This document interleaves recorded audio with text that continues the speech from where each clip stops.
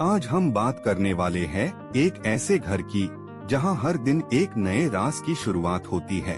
एक लड़का जो अपनी स्टेप मॉम और स्टेप सिस्टर के साथ एक ही छत के नीचे रहता है, लेकिन कुछ चीज कभी भी वैसे नहीं होती जैसे दिखाई जाती है।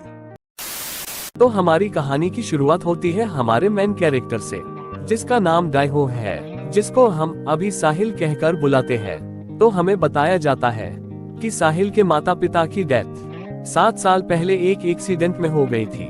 तब उसके अंकल ने उसको अडॉप्ट कर लिया था और तब से साहिल अपनी आंट और उनकी 2 बेटियों के साथ रह रहा है। तब हम देखते हैं साहिल सोकर उठता है और वह ब्रेकफास्ट के लिए नीचे जा रहा है। तब उसको रास्ते में उसकी स्टेप सिस्टर मिलती है, जिसे हम अभी सविता कहकर बुलाएंगे।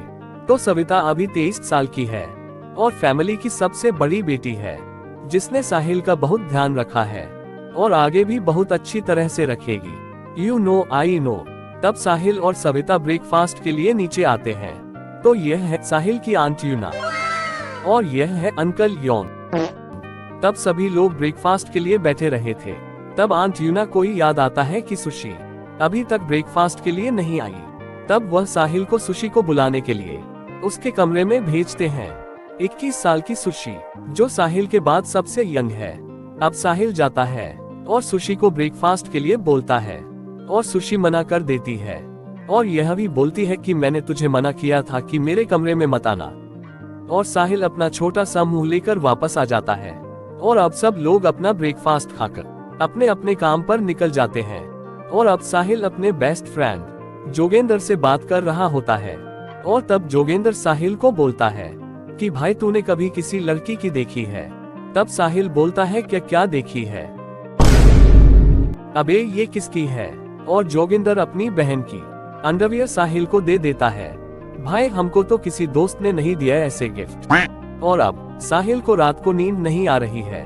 तब ये उस अंडरवियर को हाथ में लेकर ये सोचते लगता है कि लड़कियां पहन कैसे लेती है इस कपड़े के छोटे से टुकड़े को।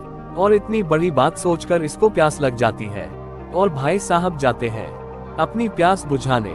और प्यास बुझाते बुझाते इसको इसकी आंट के रूम से कुछ गंदी गंदी सी आवाज आती है और रूम का दरवाजा भी थोड़ा सा खुला था। तब साहिल अंदर झांकने लगता है और अंदर तो और साहिल अपने अंकल और आंट को एंजॉय करते हुए देख लेता है। आज से पहले साहिल ने ऐसा कुछ नहीं देखा था और हमें पता चलता है कि आज तक इसने कभी हिलाया तक नहीं है।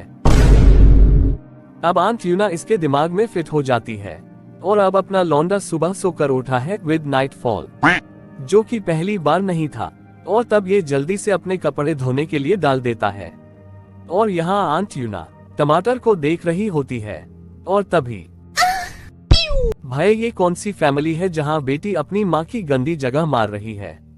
इतने में साहिल आ जाता है और इसे पता चलता है कि अंकल अपने बिजनेस ट्रिप पर चले गए हैं।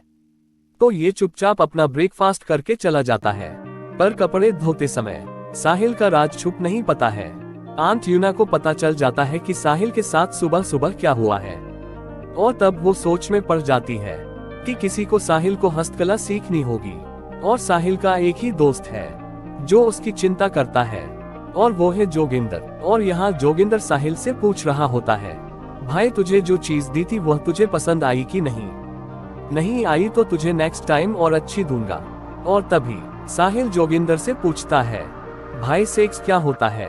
भाई आराम से, ये सब बुरे लोग करते हैं, हम अच्छे लोग हैं। अब रात का टाइम है और साहिल सोने कोशिश कर रहा है, पर बार बार उसको गंदी गंदी चीज याद आ रही है। भाई अपना लौंडा बड़ा हो रहा है।